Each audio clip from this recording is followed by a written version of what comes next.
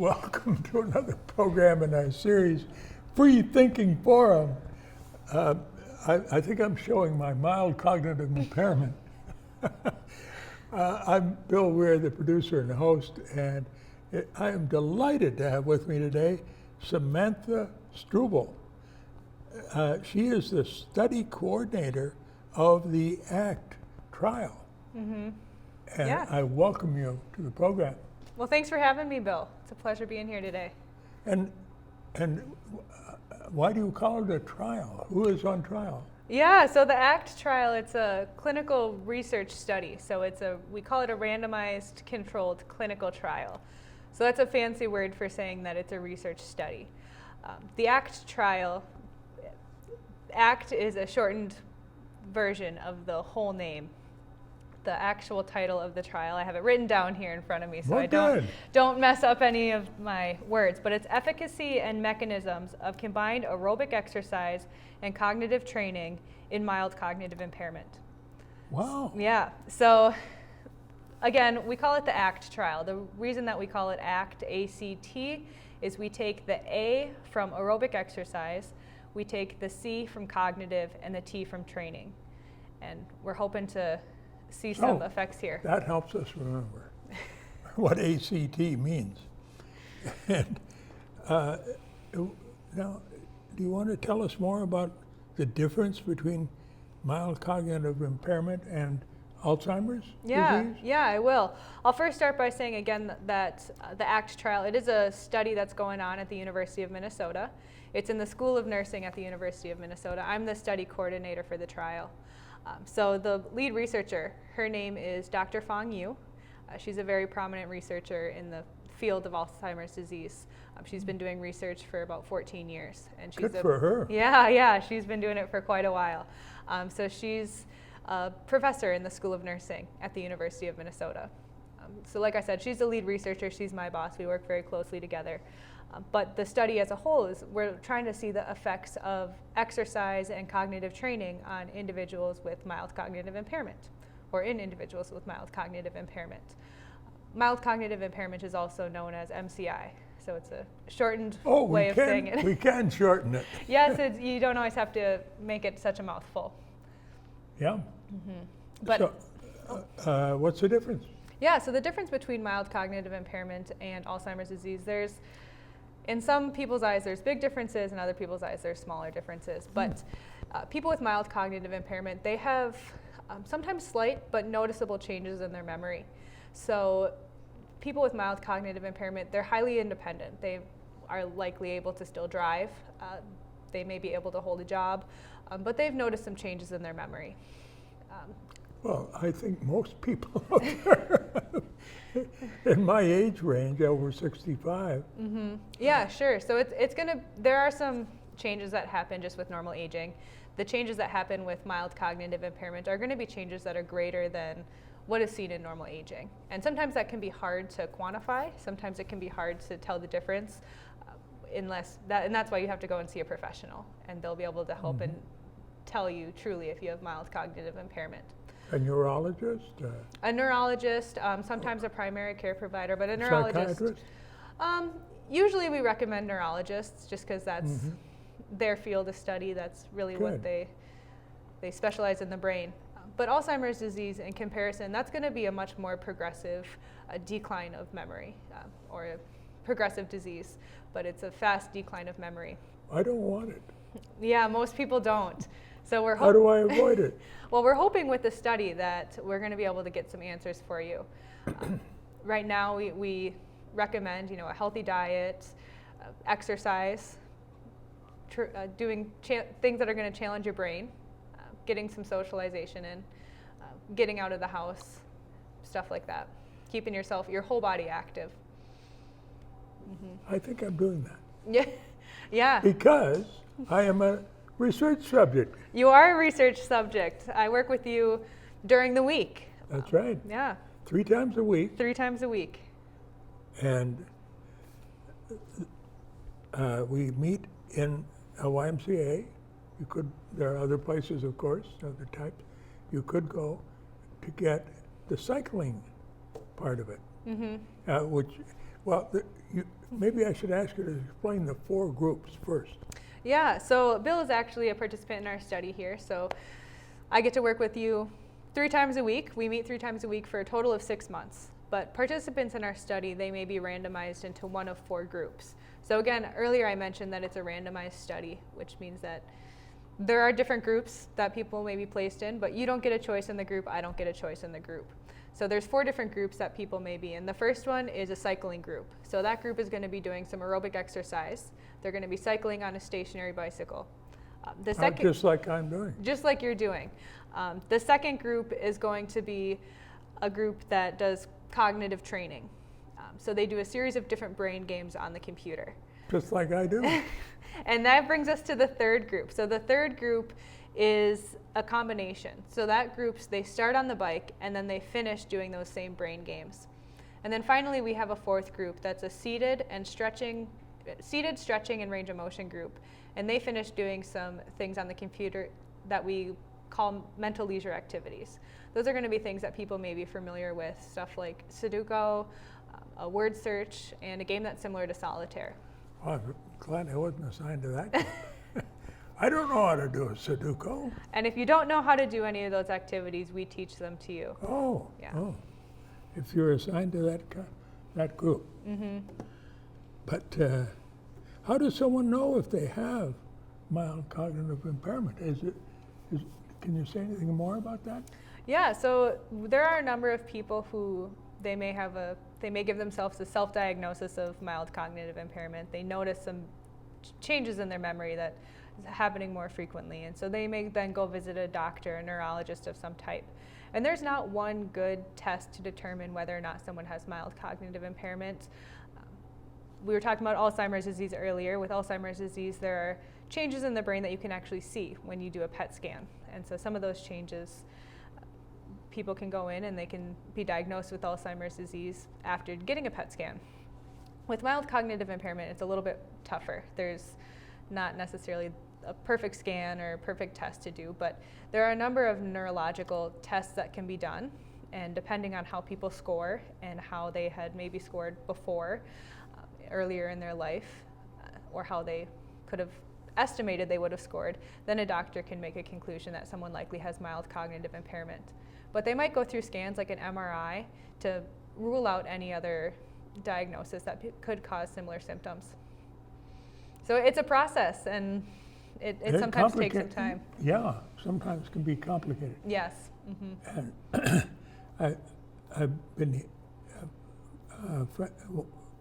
I know a person who is an assistant dean at a major university, and he only has a problem with short-term memory, the instant memory. Like he might forget, like I do sometimes. What, have I asked that question? Mm-hmm. And even under stressful situations, I'll do the same. So sometimes I have small lapses in my memory. And so sometimes it can be tough to determine, is this normal aging? Is this a sign of sleep deprivation? Is this a sign of stress? Or is there something more going on? And as you say, this individual is noticing some difficulties with their short-term memory. There can be different areas that are affected with mild cognitive impairment. So you could have 2 people who both have mild cognitive impairment, and they might show difficulties in different areas. No 2 cases is going to be exactly the same. Good. Now, one of our purposes today, and my purpose anyway, is to help recruit 54 more subjects like, sort of like me. Correct, yeah. So the study as a whole, being a part of the study, we already mentioned the 4 groups that people may participate in, the 4 activities that people might be in. When someone is a participant, they are going to meet with the study staff 3 times a week for 6 months. We have a couple different locations. And that is a very pleasant time. Oh, well, thank you. Yeah, we try to make it a good time. We want people to come back and hang out with us. So there are a couple different locations that we use within the Twin Cities and metro areas where we would meet 3 times a week. And are there any outstate yet? we don't have any well, we actually are working with a group, we are working with a group out in Rochester, New York. So they're doing Oh. the same exact study as us. So they're out in Rochester, New York, working with a number of different YMCAs out there, and we're doing the same study here. So each group is looking for 64 participants. And we currently are, we're looking for a handful more. We as you More said, than a handful. 54. So the study will be going on for another 4 years.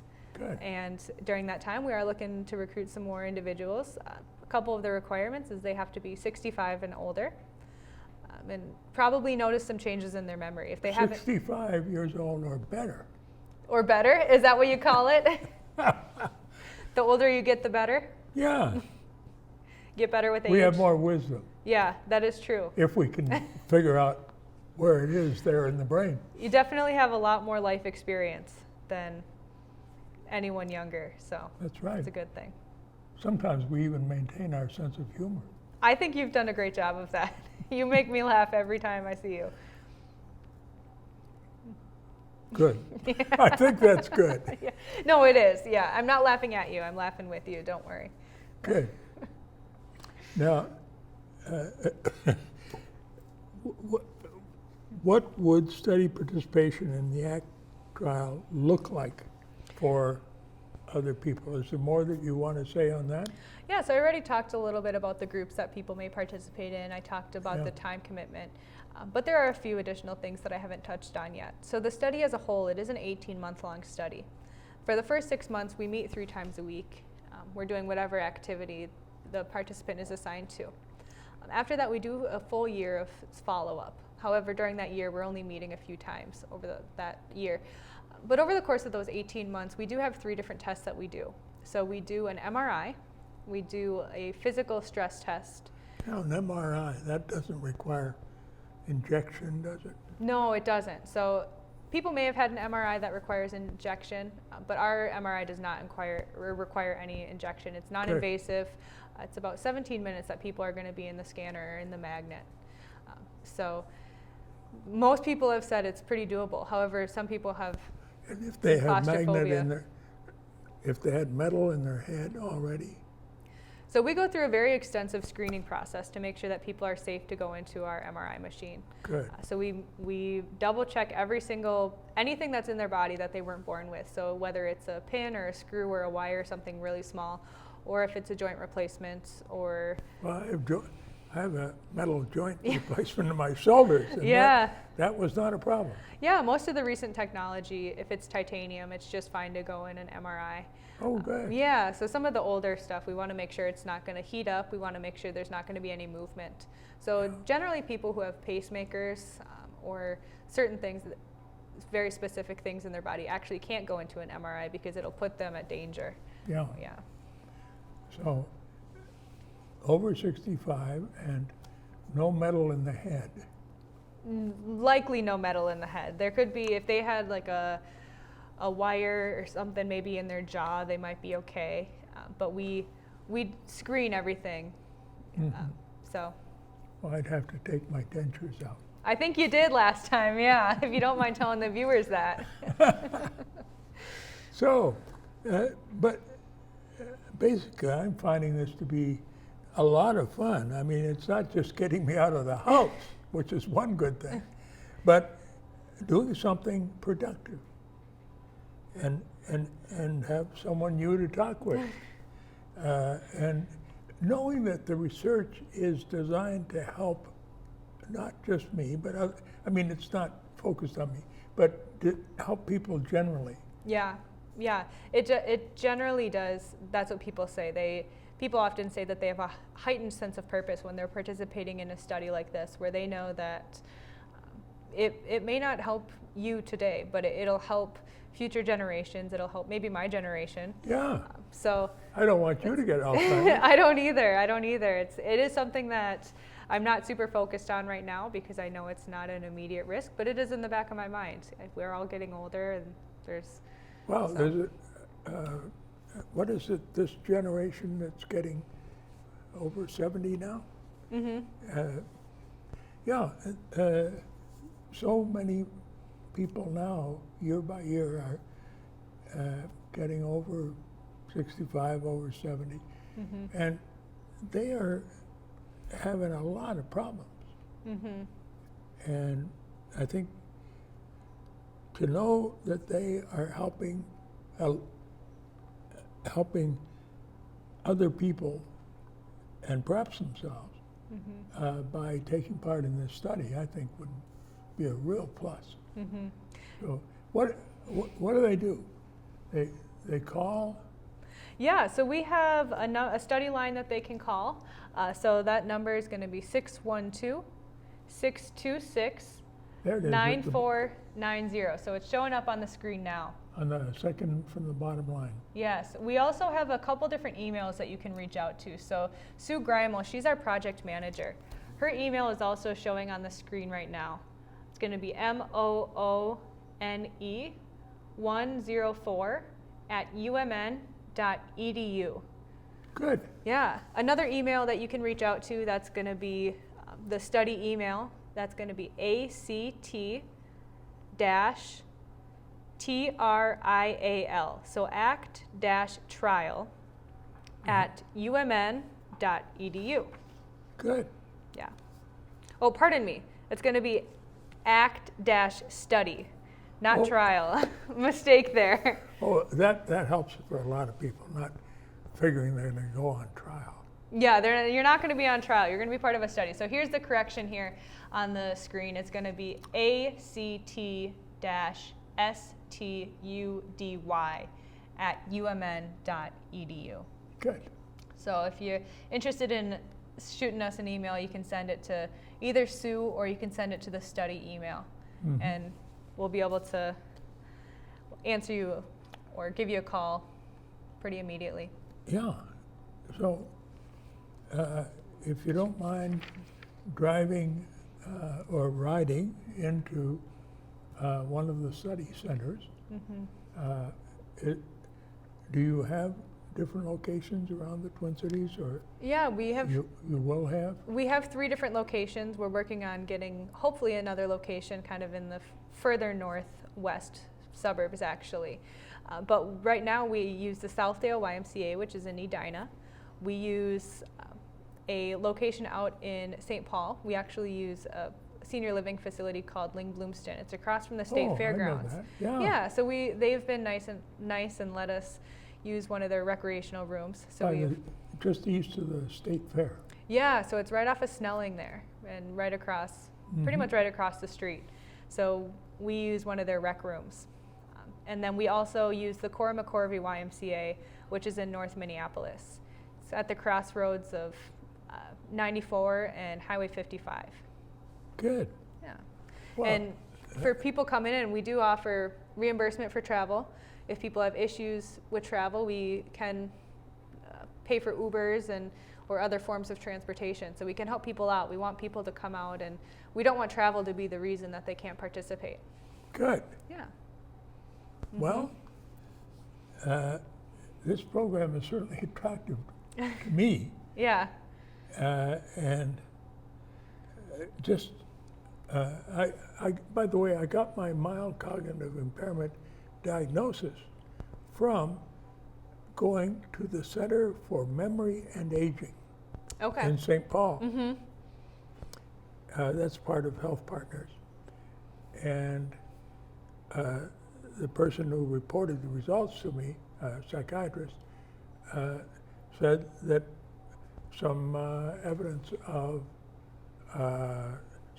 mild strokes had occurred, not the stuff that the plaque associated with Alzheimer's. Okay. Yeah, so for the viewers, you just mentioned some plaque that may be associated with Alzheimer's. There's 2 different things that may appear in the brain with people with Alzheimer's disease. One of them is it's a tau protein. So it's a protein in the brain called, or in the cells called tau protein, and that the cells. That's TAU? TAU, yep. So it's those tau proteins, they're in healthy cells. They're in a healthy individual, they're in the cells, and they work to carry things out of the cells, kind of as a communication method. And they start to bind to each other. So it's different proteins, and they bind to each other, and they form what we call tangles. And so you may see that in the brain of someone with Alzheimer's disease. But there's also the beta amyloid plaque, which is another protein, and those plaques are found outside of the cells. They're still in the brain, but they're outside of the cells. So sometimes we see that with people with mild cognitive impairment. They may have the beginning of that, and something to note. But they could still be eligible? Yeah. If they, as long as they don't have an Alzheimer's disease diagnosis, then they would be eligible for the study.